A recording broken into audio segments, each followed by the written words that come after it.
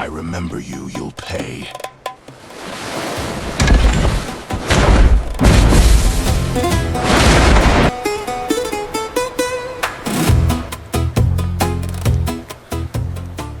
To understand where that beggar in the hall came from, we have to go back to where we left him.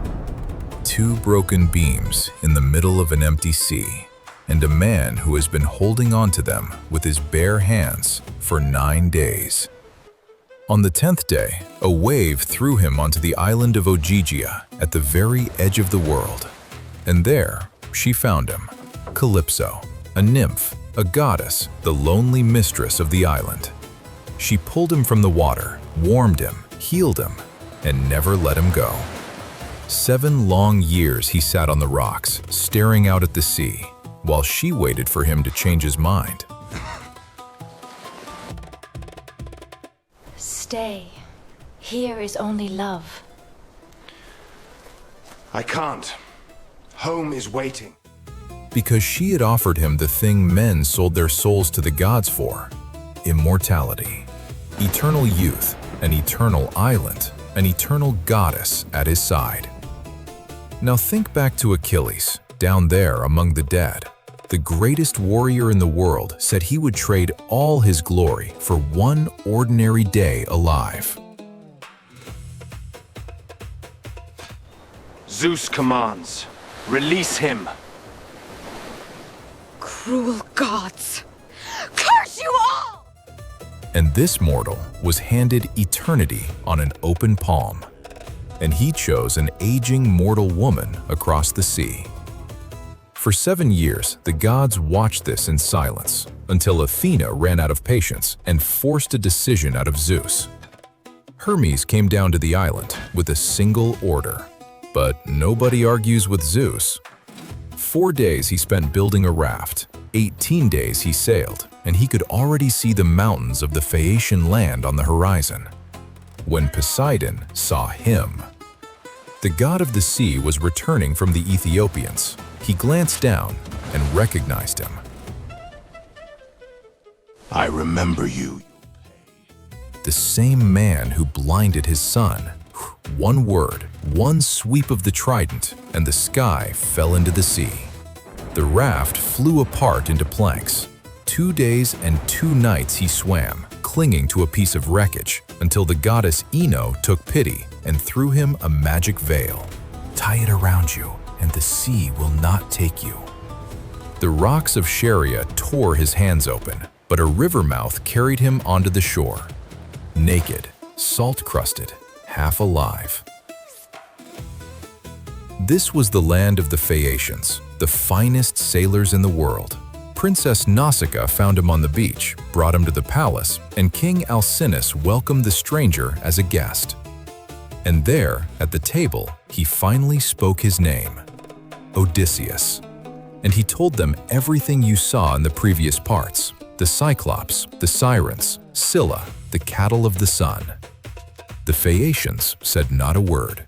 They gave him a ship, and in a single night carried him to the place he had been sailing toward for 20 years. He was asleep when they laid him on the sand of Ithaca. Asleep, he never even saw himself arrive home. And the Phaeacians paid for their kindness. Poseidon looked at their ship in its home harbor, and it turned to stone, in front of the entire city. Odysseus woke on a shore he did not recognize. Athena found him first, and the goddess had simple advice: do not go home as a king. Go! But as a beggar!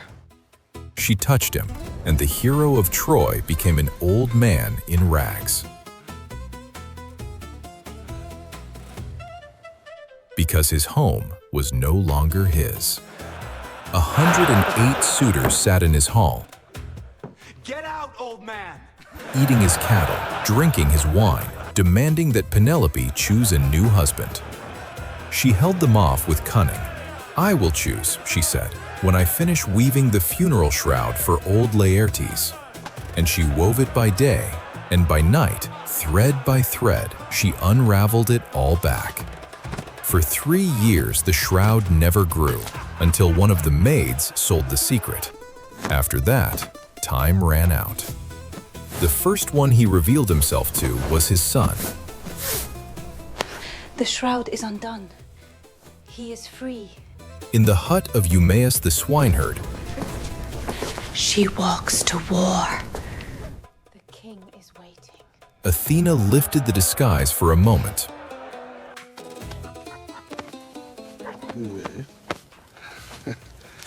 Take it. You look like you need it.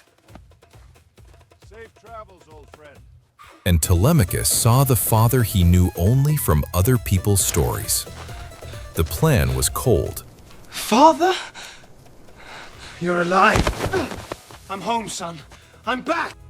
The son would carry the weapons off the walls of the hall. The doors would be locked, and the father would walk into his own house as a beggar and endure until the sign came. And he endured. The suitors threw bones at him. The servants mocked him in his own house, and he stayed silent. No one recognized the king of Ithaca. Drink deep and strike hard! No one except one. By the gates, on a heap of dung, lay an old dog. Argos, the one he had left behind as a puppy 20 years ago. The dog raised his head and wagged his tail. One gesture in return, and the disguise was finished, so Odysseus wiped away a tear and walked past. And Argos lowered his head and died. He had waited 20 years to see him one more time. The dog knew him instantly. The people never did. Now you know who was sitting in the corner when Penelope brought out the bow. String his bow. Let him try. It was her last attempt to buy time. Whoever strings the bow of Odysseus and sends an arrow through 12 axes, him she would marry. Cursed piece of old wood! She was certain no one could. For 20 years, that bow had obeyed one pair of hands. And he took it, turned it over, inspected it the way a musician checks his lyre. Had the worms eaten the wood while the master was away? And strung it in a single motion. The string sang under his fingers like a swallow. Zeus struck thunder over the house. The sign! The arrow passed through all 12 axes, from the first to the last, without touching a single one.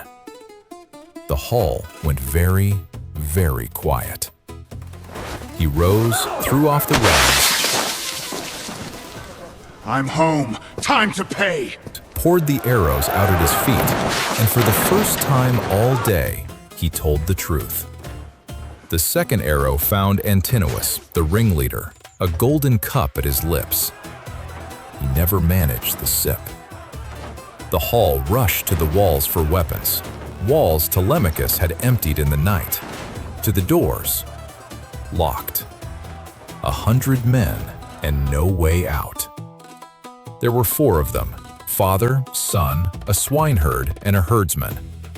And it was not even a battle, because above them, invisible to mortal eyes, stood Athena with her aegis, sowing terror through the hall.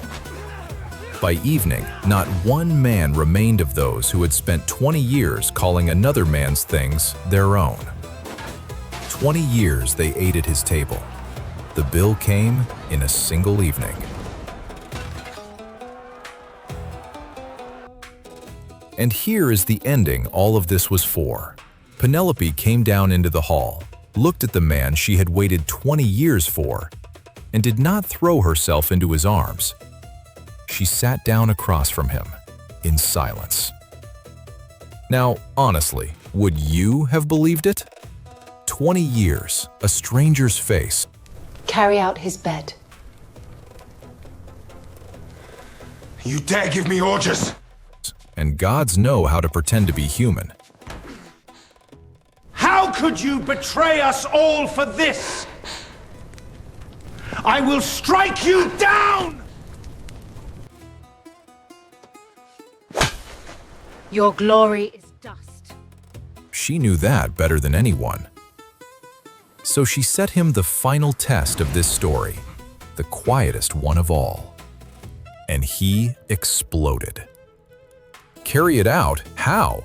He built that bed with his own hands from a living olive tree that grows through the house, its roots sunk deep into the earth. It cannot be moved, unless someone cut down the trunk. And that was when she wept.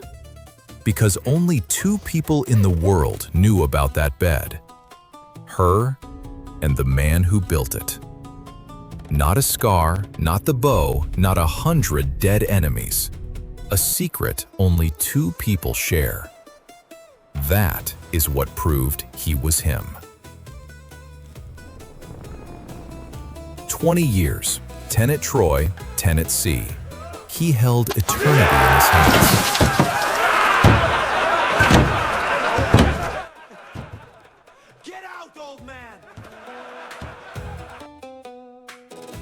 And traded it for a mortal woman, an old dog, and a bed made from a living tree.